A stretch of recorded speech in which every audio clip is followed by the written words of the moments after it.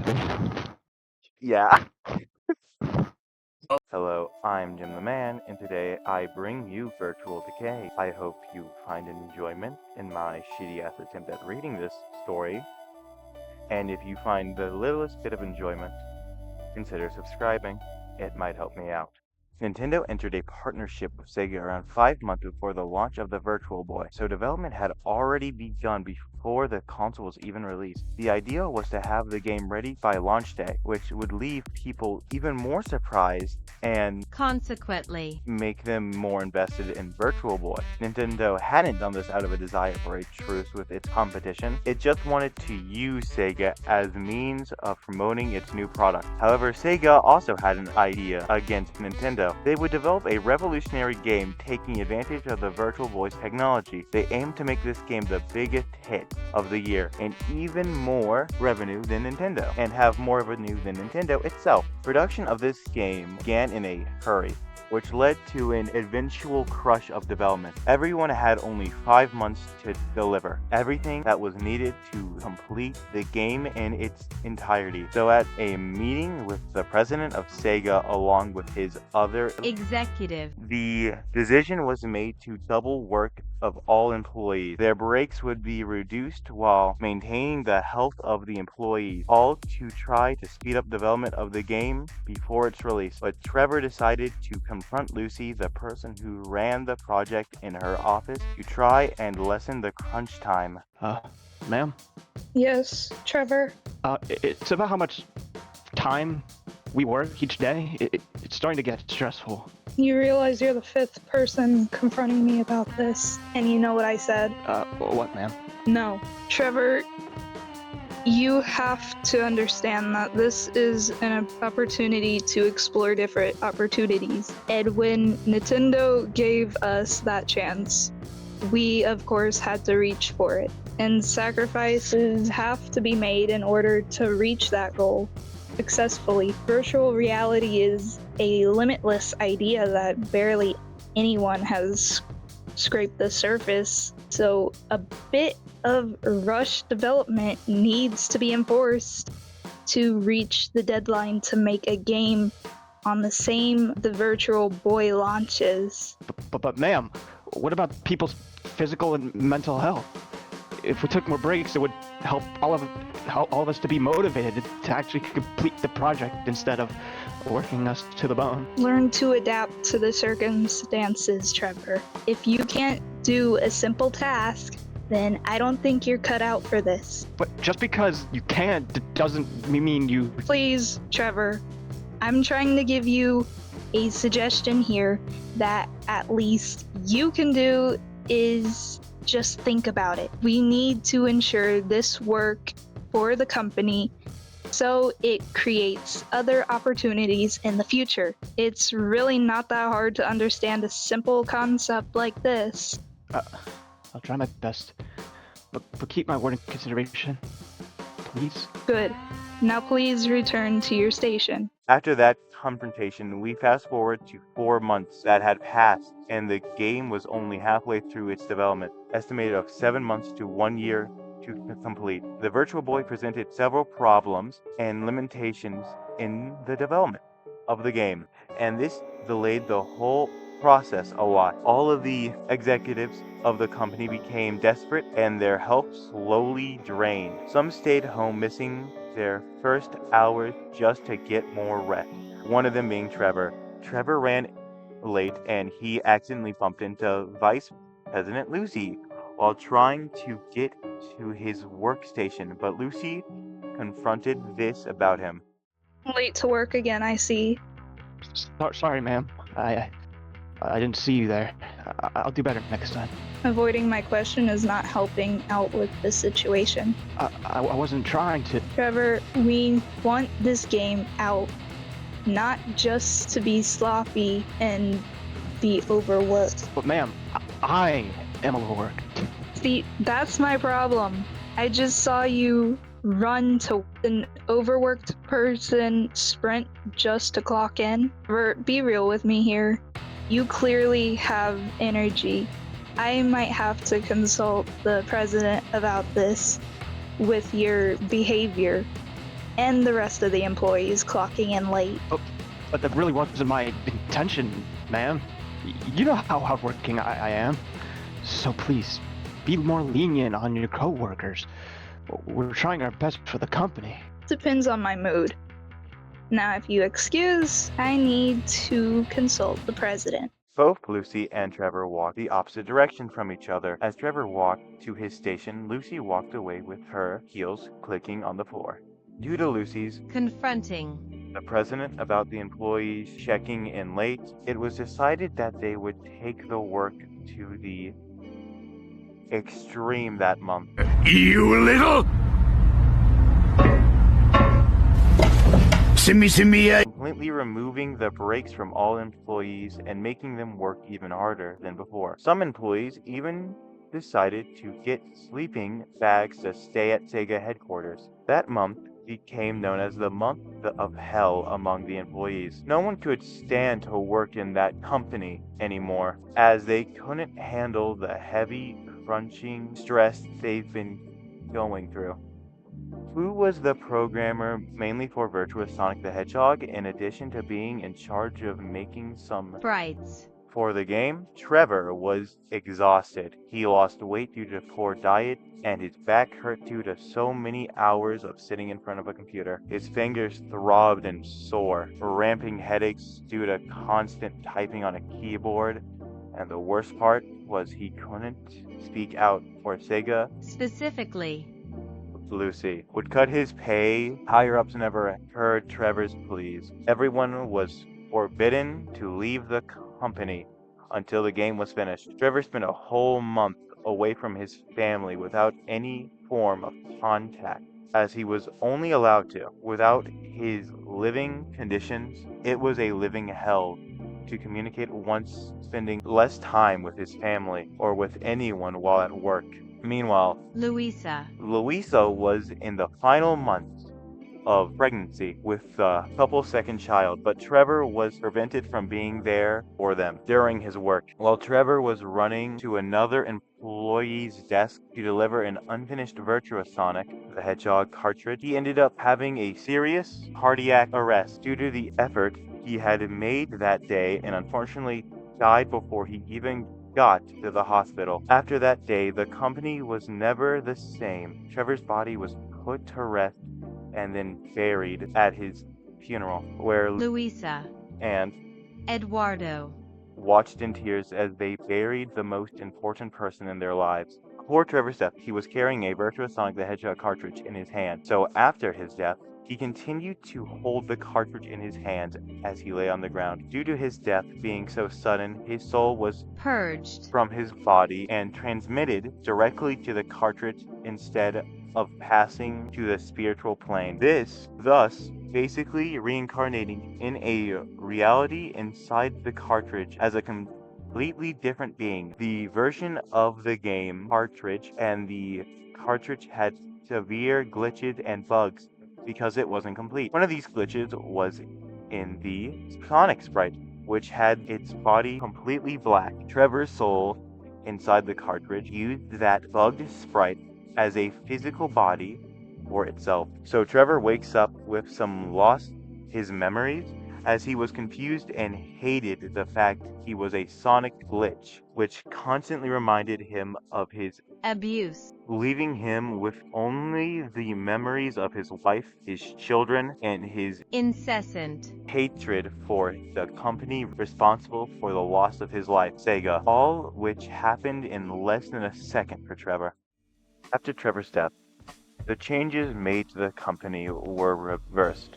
The working conditions of the employees turned to normal after several lawsuits against Sega, and the employees were allowed to have their rest breaks and adequate food. Sega even had to bribe or increase pay so people wouldn't tell anyone about the employees being overworked to exhaustion. There were several layoffs after this, and the development of the virtual Sonic the Hedgehog was weakened, but production continued until the end with a better working environment. A month had passed, and there were only 5 days left until the release of Virtual Boy. The game was still incomplete, and there was no time to finish the game, so the only decision left was to release the game unfinished.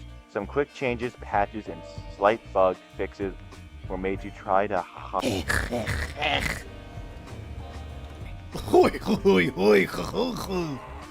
Oh no, it's Dr. O'Fatty! hide what was unfinished, but nothing very significant. 5 days passed, and eventually Executives. went to a major E3 event in Los Angeles. Several large and small companies presented their newest projects, Weather. games, consoles, products, or everything else. At this event, the stand and Nintendo were next to each other. At Sega, we had the newest Virtual Sonic the Hedgehog, and at Nintendo, they revealed Virtual Boy. The event continued for the rest of the day, but the results for the two companies were not so good.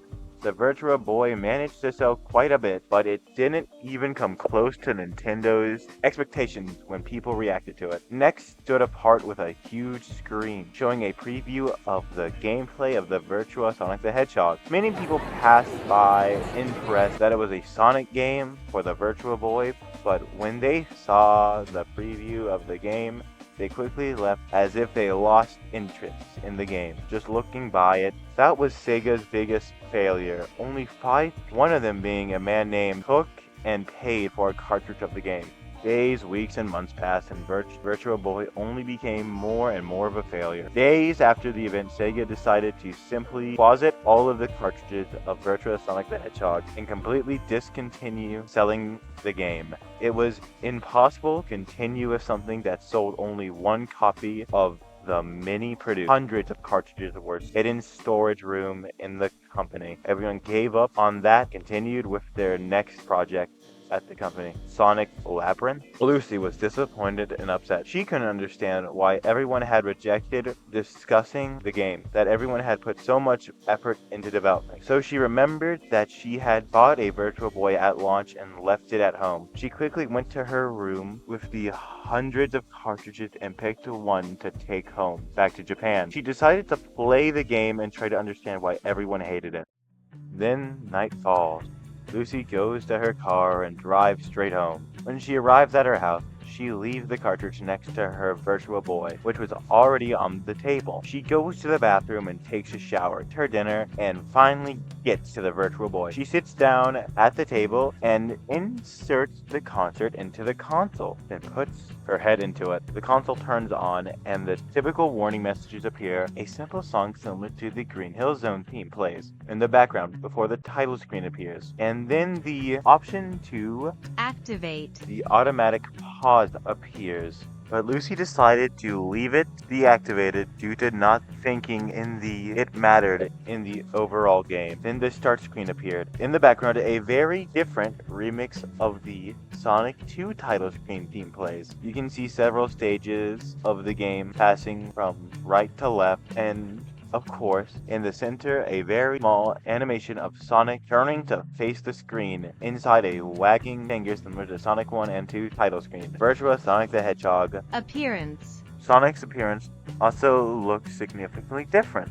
Apparently, he had been given a new, exclusive design for this game that's very much inspired by the first sketch of the Hedgehog. But there's something wrong. His face looks a bit strange, as if he's forcing a smile, with a piercing and empty stare. Lucy ignored this, thinking it was just a mistake in the sprite, and then pressed start. A character select screen appeared with various characters from the franchise, such as Sonic, Tails, Knuckles, Amy, Charmy, Vector, Espio, Mighty, Ray, and Metal Sonic, all with unique appearances for the game. Lucy chose Amy because she is her favorite character. The first act is Red Plant Zone, and the game's graphics finally showed up. It's very similar to the special stage in Sonic CD, with a third-person view and 2D sprites in a third-dimensional setting.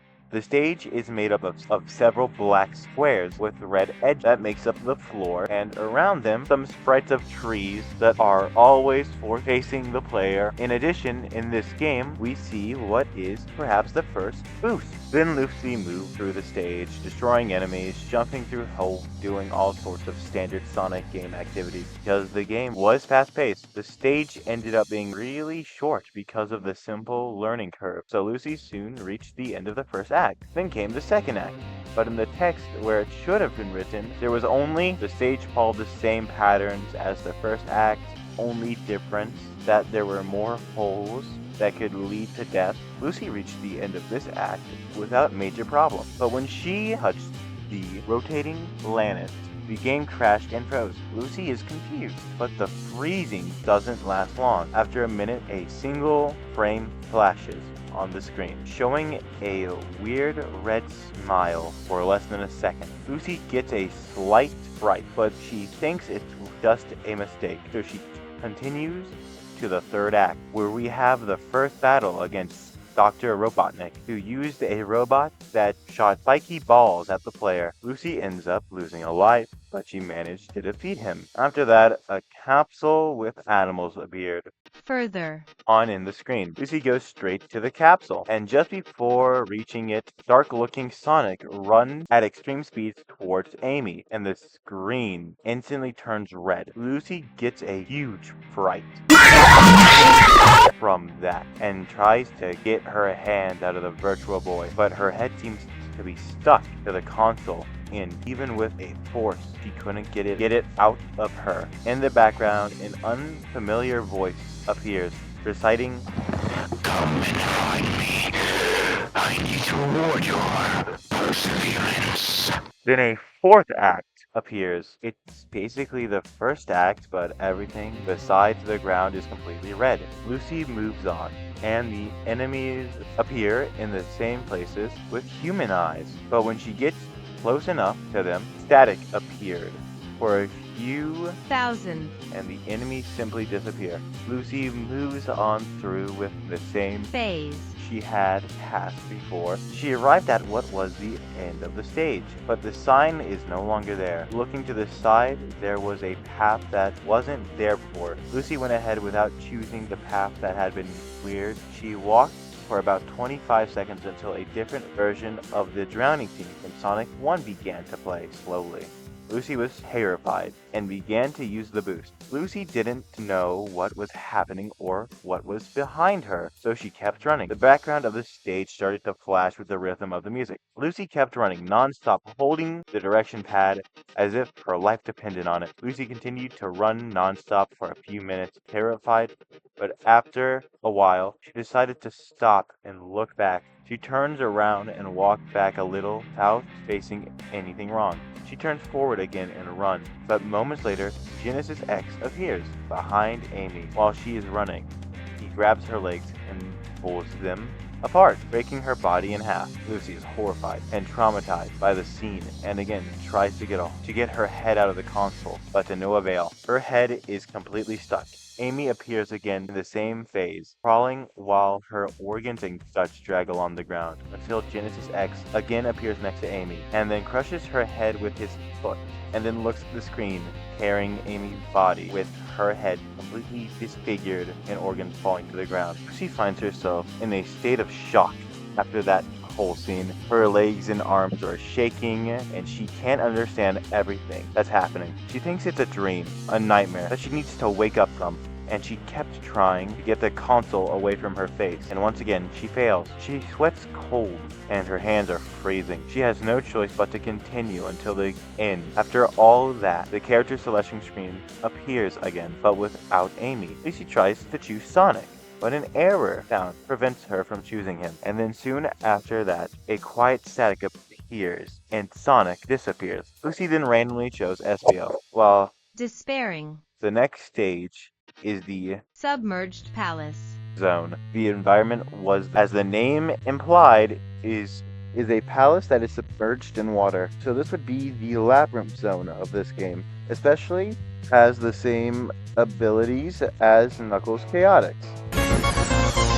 like his spin, plus a new ability which SBO became invisible for a few seconds and can pass through enemies. The stage is fairly easy in the first act, as most of it takes place out of the water, so Lucy reached the end of the act quickly. But after the point reached 0, the game crashed again, and the game title screen is shown. This screen repeated itself over and over again as it crashed. Lucy keeps pressing the start button several times, but nothing helps. Exactly 1 minute passes, and the sound from the title screen repeats itself in an infinite loop. Lucy's head, as she desperately pressed start, until finally she succeeded and the game returned to normal. Then comes Act 2. And there's no money in here! But instead of this title, there are only 2 human eyes staring at the screen. Strangely, the stage is just a bridge with a pool of water below. On the other side of the bridge is the end of the X sign. Lucy finds this extremely strange. She had never seen such a short stage in any game, so she moved on past the bridge. But when she reached the edge of the bridge, SBO remained motionless. Lucy tried to move with the diagonal pad, but he's still standing on his back until Genesis X approached SBO and then pushed him into the water. Lucy gets control of the character back, but it was too late. The water is Deep.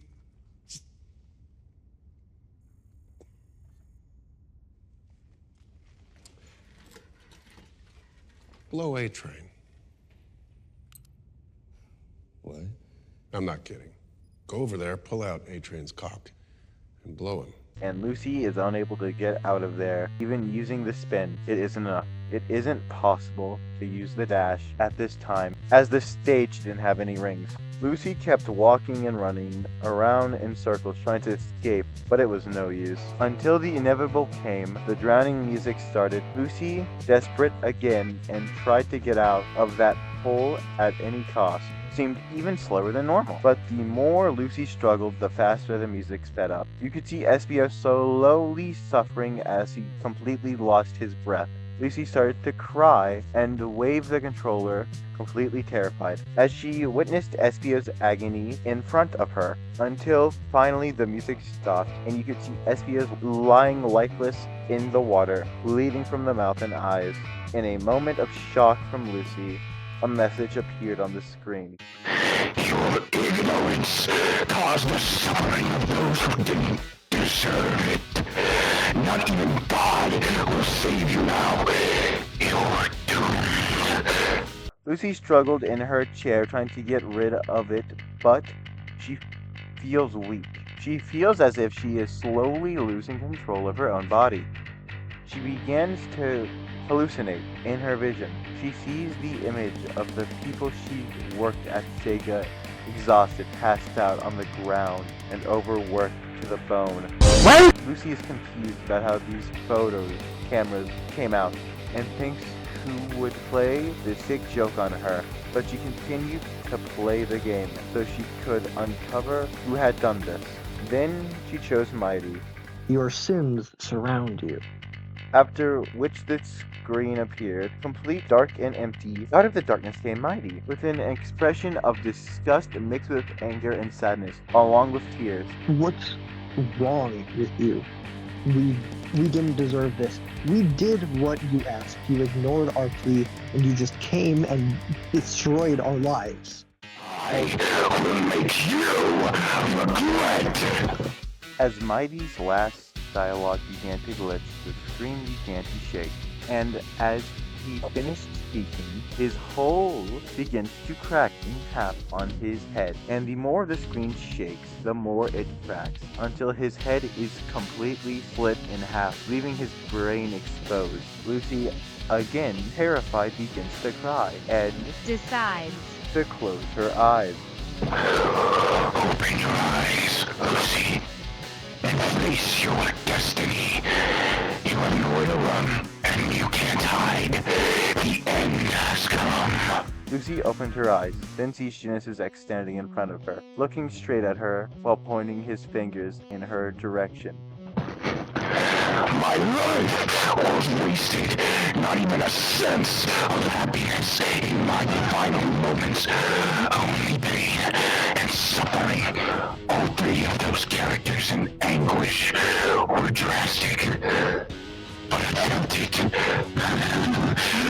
built it all in that workplace disguised as hell. All wasted on the work I put to fit your company. Vision, I hate being reincarnated in this character. It just reminds me more and more of what I suffered. But at least I have one more chance to say goodbye to them. You had your chance. Now count your seconds. Trevor? You don't get to call me that name. After saying that, a timer appeared on the screen. With every passing moment, Genesis X's appearance began to decay, and his face began to melt. The background began to flash Accelerated. more and more. You are no longer in control. Appeared all over the screen. Lucy, in panic, tried to get rid of the virtual boy. She pulled her face. She struggled. She even punched the console, but her strength had run out.